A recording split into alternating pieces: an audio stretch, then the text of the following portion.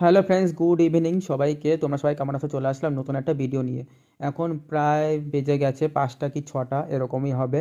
এখন অনিকেতকে নিয়ে একটু এক জায়গায় যাব হচ্ছে টেওটোতে। ওখানে ছিন্নমস্তা মায়ের পুজো হয়েছে, সেই পরিপ্রেক্ষিতে মানে মেলা বসেছে গত 1 মাস ধরে। আমি আজকে প্রায় শেষ দিনের দিন যাচ্ছি, মানে বাস থেকে আসার পথে দেখলাম ঠাকুরটা এখনও আছে, তাই ওকে বললাম চল না একটু নিয়ে। তারপরে ও আমাকে নিয়ে এসেছে। তারপর আমি এসে দেখি ঠাকুর বিসর্জন দিয়ে দিয়েছে। আর এদিকে সবাই নাচানাচি করছিল, সেটাই আর কি দেখছিলাম। আর আমার ব্যাড লাক, মানে সত্যি মানে কি বলবো, বাস থেকে আসার পথে দেখলাম ঠাকুরটা আছে, এখন এসে দেখি নাই।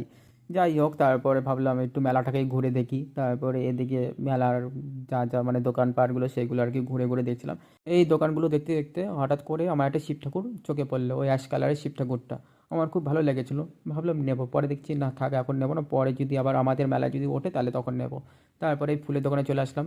ফুলের দোকানে দেখে তারপরে চলে আসলাম একটা দোকানে, মানে এই পুতুলটা নেবে অনিকেত, মানে ওর গার্লফ্রেন্ডের জন্য। তারপরে নিয়েও নিলাম।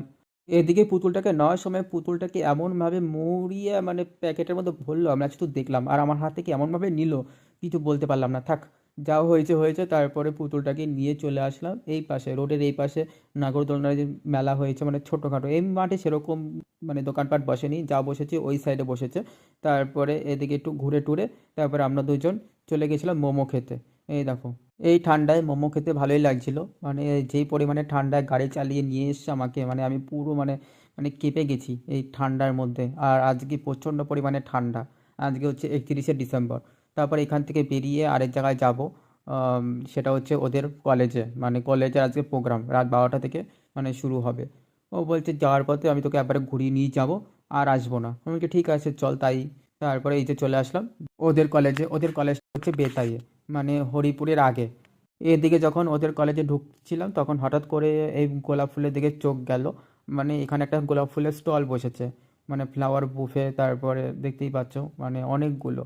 তারপরে এগুলো দেখে টেকে তারপরে চলে আসলাম মায়ের দর্শন করতে। এখানে আবার পৌষকালী পুজো করেছে, মানে ওদের কলেজের মাঠে।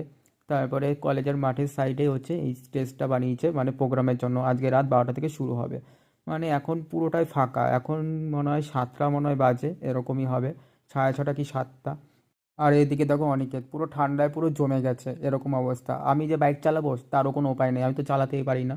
স্কুটি হলেও তাও চালাতে পারি, আমার যেহেতু স্কুটি আছে, কিন্তু বাইকটা আমি চালাতে পারি না। ওকে অনেকবার বলেছি বাইক চালানো শিখিয়ে দেওয়ার জন্য, ও শেখায় না, আমি কি করব। একবার শিখিয়ে দিলেই হয়ে যায়। যাই হোক চলো, এখন আপাতত রাখছি, আবার দেখা হবে নেক্সট কোনো মিনি ব্লগে। টাটা সবাইকে, সবাই খুব ভালো থাকো, গুড নাইট।